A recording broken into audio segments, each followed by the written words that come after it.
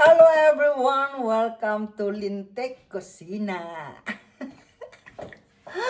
So, nag-imbento tayo ng lulutuin natin ngayon, guys. Ang lulutuin natin ay beef mechado. Ayan.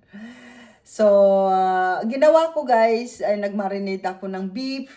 Yung minarinate ko sa beef ay lemon, garlic, and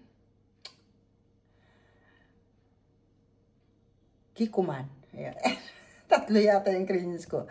Toyo, kalamansi, garlic, and black pepper. Ayun lang. And then, binabad ko siya, minarinate ko siya ng pineapple juice.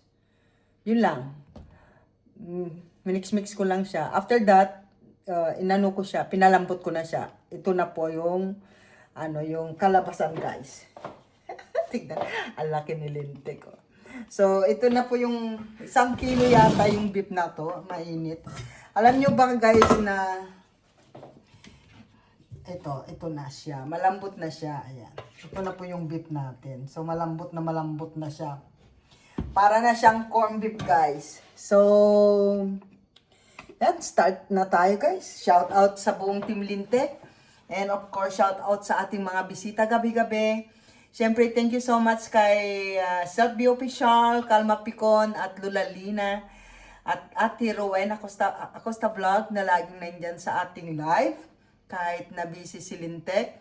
Sobra init dito guys sa Netherlands. Grabe. Tingnan yung mukha ko parang lasing kasi sobra init. So, shout out and thank you so much. Siyempre, gusto ko pasalamatan sila Tatay Jack Ferd, si Ate Trixie Villa 11 na laging nandyan, si Ate Lilian Sales, si Kuya Ruel Linggahan, kay Ate Del Corner, si Kuya Atawi King, Kuya Vince Boy, shout out Kuya Vince Boy, thank you so much. Kay Ate Gemini Girl, ayan, Ate Lynn, ayan, thank you so much sa laging nandyan, sila Ben Sanchez, sila Girly, Kawayan, thank you so much. Sa mga buong Team Lintek, yan. 5-1, shout out sa'yo. Where are you na? Whatever guys, shout out everyone. At sana magustuhan nyo ang ating patsambang beef mechado. So, meron ako ditong kawaling maliit. So, bago tayo mag-umpisa guys, gusto kong, nandito ang ating mga ricado. Siyempre yung bell pepper, red chili, potatoes, and carrots. Ayan lang. Kung gusto nyo lagyan ng garbanzos o green peas, kahit ano pa ang gusto nyo ilagay na pinakagulay niyan. Normally, hindi ako masyado sa gulay-gulay sa, So, meron tayo ditong, ayun, kalikutan ni Linte, kaya, bukas na pala yun. Yun, nagtalsik-talsikan na guys. Tamalsik sa hita ko. So, meron tayo ditong, tomato puree, star margarine, at Reno. Galing Philippines. Sa Independence Day, binili ko to. Magkano ba isa nito? And, pickles release. Ayan. Kahit ano pa ang gusto nyong on na ba yung kawali ko? Ayan. So, painitin natin. Tandaan nyo guys, yung aking beef ay slow cooking lang hanggang sa lumambot siya.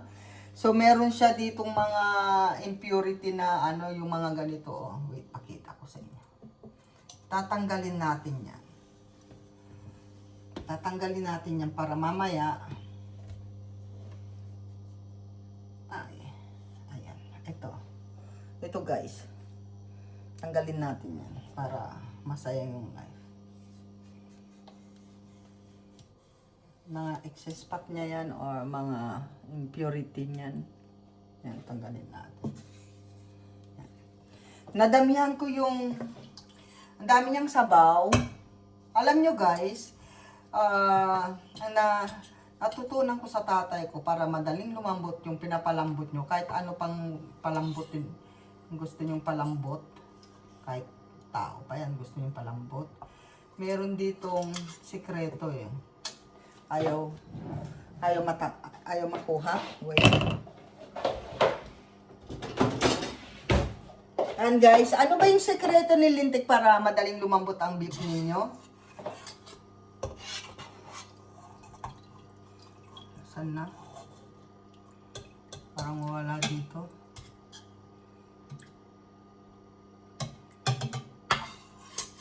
Ayan. Sana nakuha ko. Ito. Ito ba yung sekreto? Yan. Tinidor.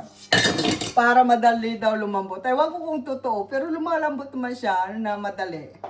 Madali talagang lumambot. So, gagawin natin ay, ayun. Takin nyo guys. Nagpainit tayo ng mantika. Wala pa tayong bawang sibuyas. I'll be back. So, ayan guys, nakahiwa na tayo ng sibuyas, bawang natin, garlic, and onion natin. Balikan natin yung kawali natin. So, ang gagawin natin guys ay mag-fried muna tayo. Fried muna natin yung mga rekado natin. Ayan. Kunti lang. Kunting oil lang. Kasi, mayroon tayo extra margarine. Isang galon na mantika guys. Ayan. Dahil mainit na tong kawali natin, nakikita nyo ba yung ating pagluluto guys? Ayan. Tutok natin guys para kita nyo. Ayan. So, ang gagawin natin ay i-fried muna natin yung ating carrots. Ayan. Pagsabayin na natin yung carrots, patatas. Ayan. Fried natin.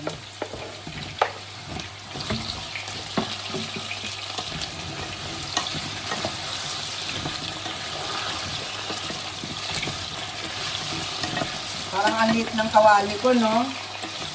Parang patatas pa lang at saka carrots. Puno na. So, normally guys, ang mechado ay gagamitan natin ng tomato sauce. Pero dahil wala akong tomato sauce, meron naman akong tomato puree. At subukan natin ilagay yung spaghetti sauce. Ito guys, meron akong Del Monte spaghetti sauce. Siguro yung pula lang naman niya, di ba, ang kailangan natin dito. Try natin.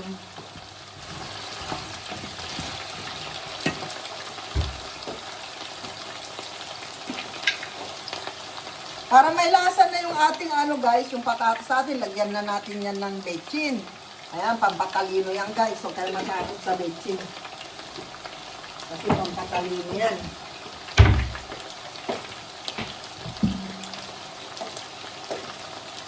Huwag din kayong maglagay na rin tayo ng salt para yung lasa ng ating lulutuin meron na siyang alat, ayan, meron na siyang lasa. Pero kung ayaw nyo naman maglagay, okay lang. Kung saan kayo masaya. Dito ako masaya eh.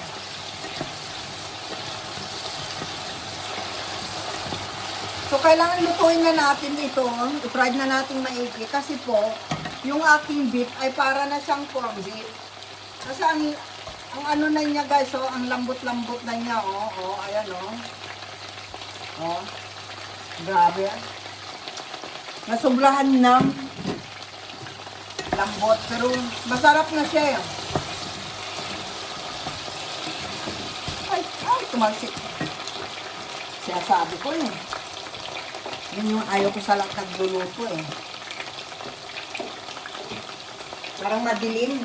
Kaya pala sabi ko parang ang dilim ko. Wala pala akong ilaw. Wala tayong ilaw. So yan, tayin natin siya na maging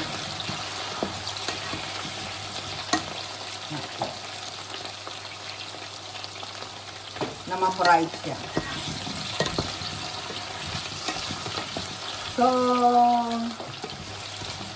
Siguro pag nag-brown na yung patatas guys, alam niyo kung bakit pina-fried natin to. Yung iba kasi dinidiretso na. Gusto ko kasi yung patatas tsaka yung carrots, gusto ko yung buo pa rin siya. Hindi siya nadudurog. Di ba rin durog yung karne natin, huwag lang yung ano. So ayan. Gusto kong lutuin na kasi malambot na yung karne. Lutuin natin maigi. So, lagay na rin natin yung bell pepper para magkakulay ng mundo natin. Ayan.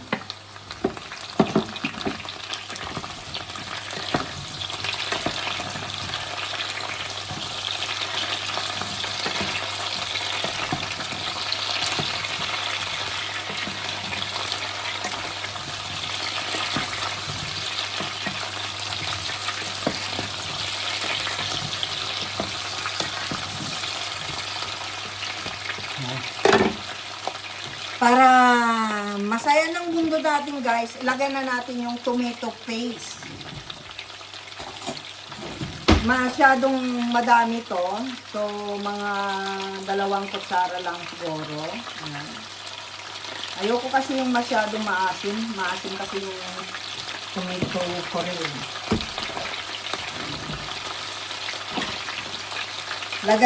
Ilagay na rin natin yung ano,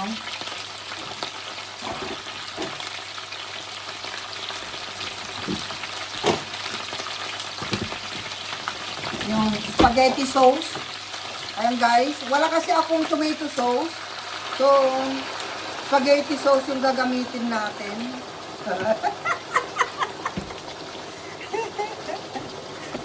Lagay na rin natin yung rino para yung buhay ng ating lulutuin may lasa na. Paborito ko po itong rino sa Pilipinas sa umaga, sa pandesal guys. Ang sarap nito. Promise.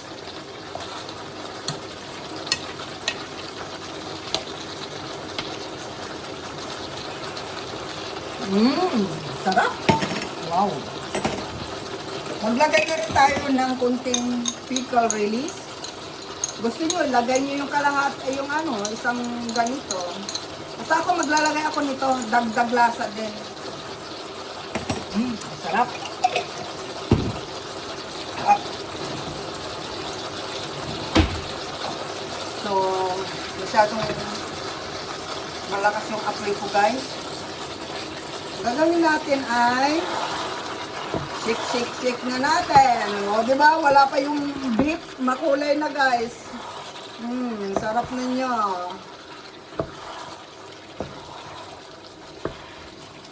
Anong masasabi nyo ngayon dyan, no? Marunong na magluto si Lintik ng beef mechado.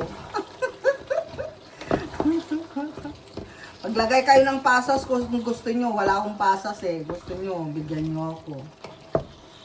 Yan. Wow! Mantakin nyo guys yung kanyang lapot oh. Malapot na pala kaagad. Wow.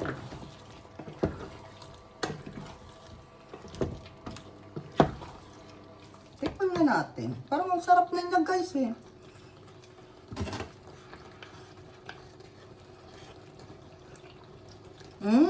Ang sarap. Hindi pa luto, masarap na siya. No? Kachamba si Lintik. Kainahan natin. Palambutin muna natin yung ano. Yan. Siguro mga 5 minutes, luto na yan eh.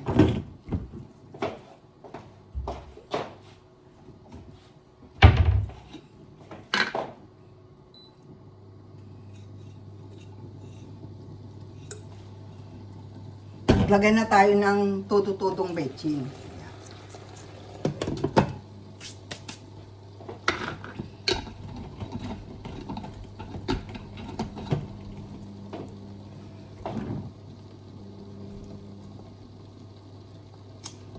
Ang bango niya. Alam niyo kung ano nakalimutan ko? Sibuyas ko. Yung sibuyas ko. Pero sarap na niya eh.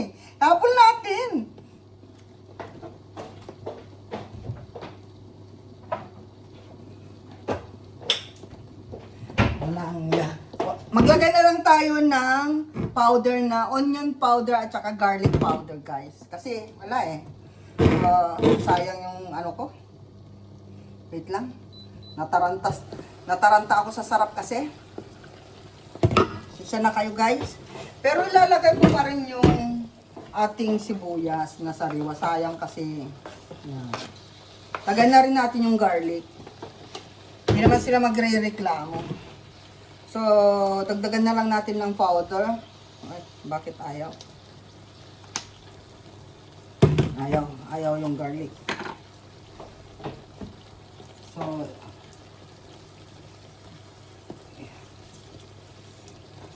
ito pala yung garlic. Ay, yung bango ng powder na onion. So, yan.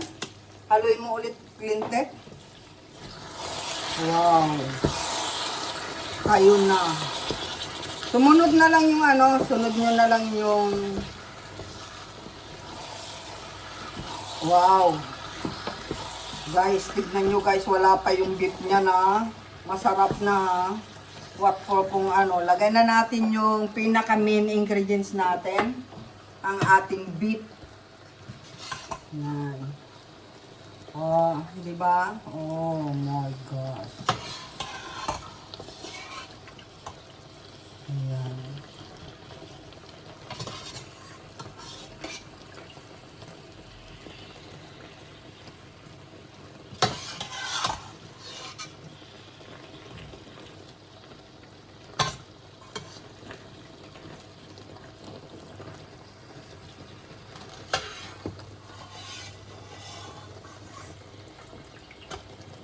Wow.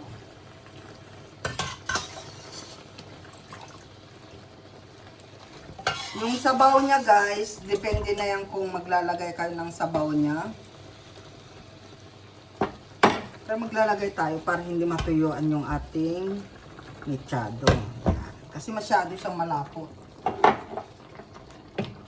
So, ay, alam nyo parang corned beef na talaga. Sorry guys, nahulog eh. Ayan na yung ating beef mechado guys na overcooked.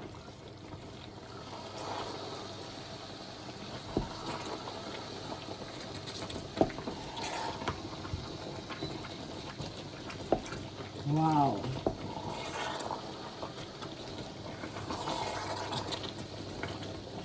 Hindi ko na makita yung beef.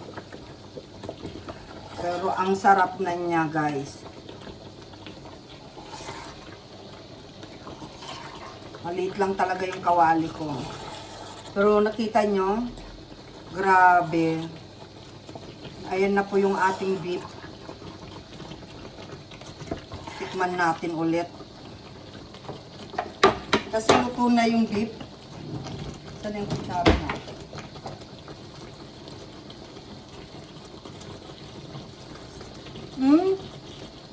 Wow, ang sarap. Siyempre, pwede dinurog tayo ditong pamienta. Munti ko naman nalimutan. Gutom na kasi. Ito po sikreto sa kusina ni Linte. So, maglagay tayo ng pamientang dinurog. Ayan. Pero usually guys, nung nilaga ko yung baka, may black pepper na siya. Pero maglagay pa rin kayo ngayon. Kasi mas masarap. Wow. Wow, kayo na. Pwede na tayong mag-restaurant guys, oh. Oh? Uy. Kayo na. Wow, ang sarap. Ang bango kasi. Tikman. Tikman natin ulit. Oh, di ba? Nakita nyo guys, yung kanyang ano, ang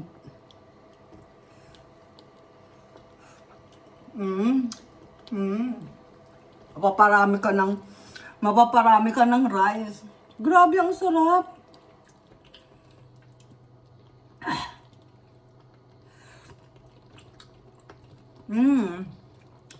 Yung spaghetti sauce, ang sarap pala niya dito sa karne, try nyo. Promise, masarap siya. Ay, masarap yung niluto ni Lintik. Ito po yung ating version, beef mechado. Ayan. Galing. So, ayan guys.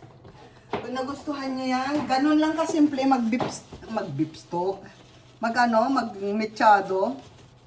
Siguro kung may kulang pa ito, siguro ito kasi ay sariling kakainin. Kung gusto niyo ng mas marami pang Ricardo like, yung pasas, ayan. So, yan na yung ating mechado. Oh, di ba? Pwede na mag-asawa si Lintek. Yan. So, ayan guys. Kung nagustuhan nyo ang ating beef mechado, thank you so much sa lahat ng ating super chatter dyan, sa ating mga member na walang sawang nagre-renew every month. Thank you so much and more blessing to come to all of you guys. Bless us all. Siyempre kung nagustuhan nyo ang ating recipe mechado, ang dami nito. Magdudusa na lang si Lintek. Yung sabaw ng beef ay pwede kong gawing soup yun. Kasi mahilig po ako sa soup. So, ayan guys, kung nagustuhan nyo po ang ating recipe, ganun lang kasimple. Nakita nyo kung paano yung ginawa ko, walang shortcut yan.